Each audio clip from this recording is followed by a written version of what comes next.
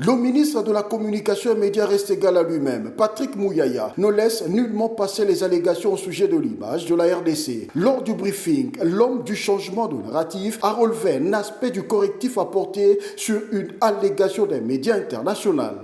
Ce matin, nous avons, je ne dirais pas frôlé un incident, mais c'était déjà un incident.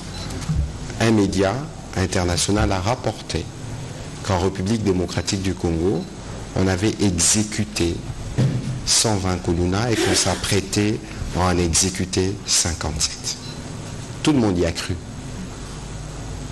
Tout le monde y a cru. J'ai alerté le ministre d'État, ministre de la Justice, et très vite lui-même, il a démenti. Et ces médias,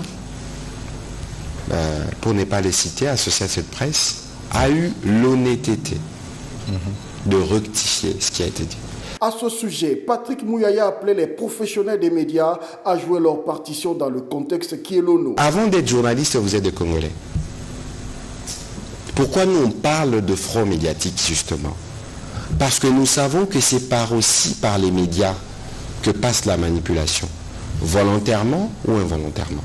C'est pour ça que nous avons toujours une dimension d'échange et de discussion avec les responsables de ces différents médias au-delà des correspondants locaux. Et lorsque nous leur faisons remarquer que le travail n'a pas été professionnel, ils se corrigent, tant mieux. Mais lorsqu'on fait remarquer et on ne voit pas de correction arriver ou d'amendement arriver, on prend des décisions et on les prendra.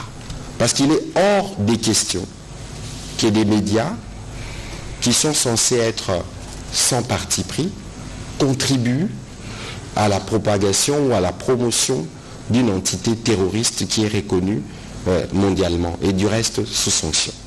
Et donc, le front médiatique dans lequel vous faites partie, c'est aussi ce front qui doit permettre de donner les informations.